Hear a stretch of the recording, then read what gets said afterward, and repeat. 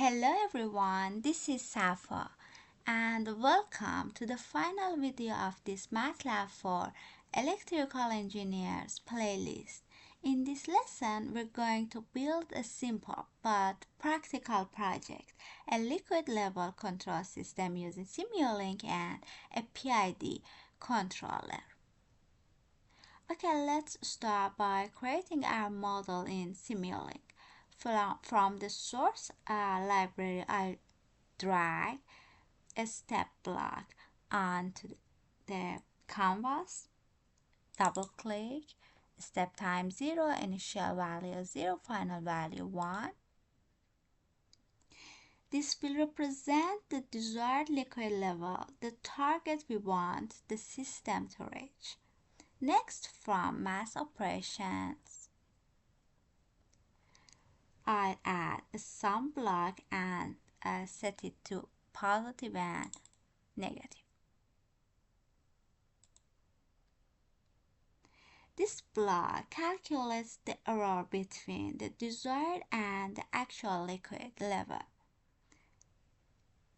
Now from the continuous, I'll add PID controller block. This is the core of our control system. It decides how much control effort is needed to correct the error. Okay, let's set the PID parameters. Double click. P equal 1.5, I equal 0.3, and D equal 0.01.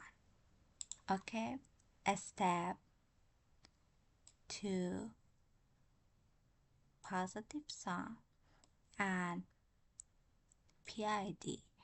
Okay, next I'll connect the output of PID block to a gain. Just double click and type gain and drag.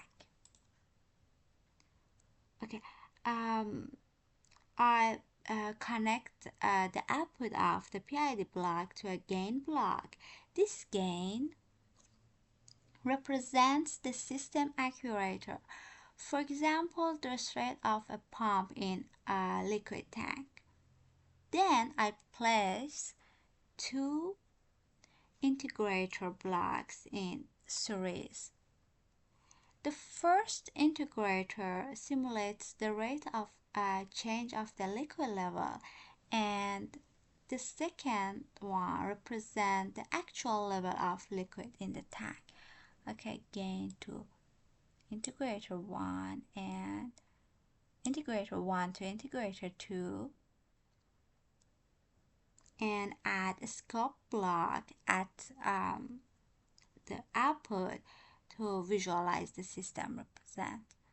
Okay, now from the output of the second integrator, I draw a feedback line back to the negative input of the sum block, completing the feedback loop.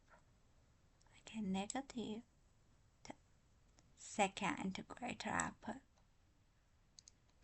Okay, a stop time. Okay, let's run the simulation. Double click on a scope. As you can see, the liquid level starts from 0, rises up with a bit of overshoot, and then stabilizes at the desired level. This is the typical behavior of a closed-loop system controlled by a PID. If we change the I or D parameters, the response will change. For example, increasing D reduces oscillations, while increasing I removes a steady state error. And that's it. We've successfully built a simple liquid level control system using Simulink and understood how the PID controller works in practice. With this video, we reach the end of this playlist. In the next playlist, we'll move on the more advanced topic. For example, including real DC motor control, multi-input system, and hardware interfacing. Thanks for watching, and you can find the Simulink model and sources file for this project on my GitHub. The link is in the video description below. Thanks for watching.